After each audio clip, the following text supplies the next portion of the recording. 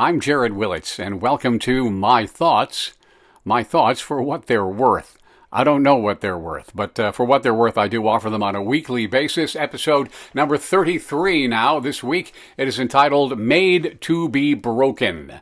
We'll get to that in a second, but first, thank you to those who like what I'm doing here, who have shared it, and especially those who have subscribed to the podcast, My Thoughts for What They're Worth on YouTube and Spotify. I do appreciate it that you have done that. If you haven't, consider it, please, doing 1, 2, or 3 of those things. Help me move this thing forward. Made to be broken. What am I talking about? Campaign promises. That's right.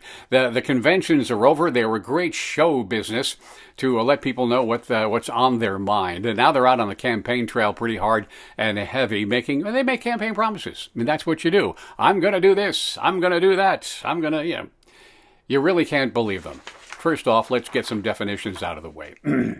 What is a promise? According to the dictionary, a promise is a declaration or assurance that one will do a particular thing or that a particular thing will happen. Okay. What is a lie? A lie is an assertion of something known or believed by the speaker to be untrue with the intent to deceive. That, I think, is pretty much the case with campaign promises. They just tell people what they want to hear with not necessarily an intention or, if they get in office, the power to do anything about it all. They're just telling you those great, nice things to make you feel good and vote for them. So campaign promises, by and large, are they're pointless. If you really want to know more about a candidate and what they might do, look to their history. Look in the past. See what they've done before and see how they've done it. Also, look at the presidency itself. It's not like they can walk in there and wave their hand and get things done. It's not that easy. An executive order every now and then, sure. But even if they have the intent to do things, doesn't mean they can get them done. So keep in mind when you hear the campaign promises on the trail. Now, speaking of campaign promises, here we go. Donald Trump has promised mass deportation. That's a promise. He also promised to, quote, unleash economic abundance. All right. He's going to cut taxes. And he promises to eliminate tax on Social Security. Those are the promises. Do you believe them? All right.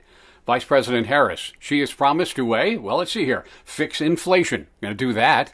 Good luck. End the housing shortage, bring grocery prices down, and strengthen global leadership. She promises to do all these things. Isn't that wonderful? Yay, get them done. But it's just a false promise of things maybe they want to do.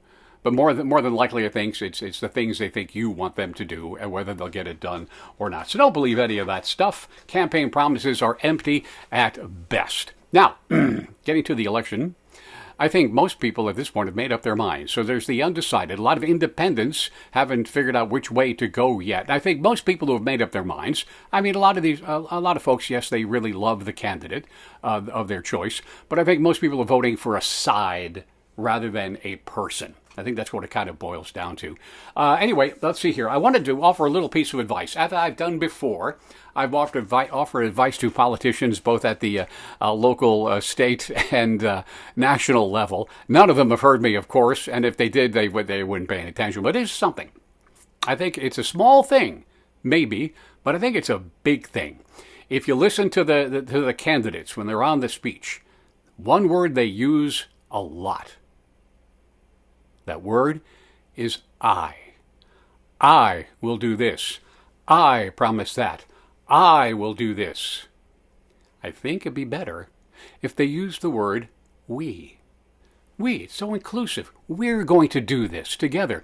We are going to, make the country better in one way or another. We are going to do this. But I do think candidates for high political office, they get in front of the crowds and at the conventions and other things, they get the accolades and people just tell how much they love them and how great they are, and they really start to believe it. That happens. I am the one. I am the way. I'm the only person who can save this country. They start to believe it. And they get a little bit of little narcissism going. So changing the word I to we, I think would be a big problem for them. But I think it would work. I think it would help. We is so much better than I.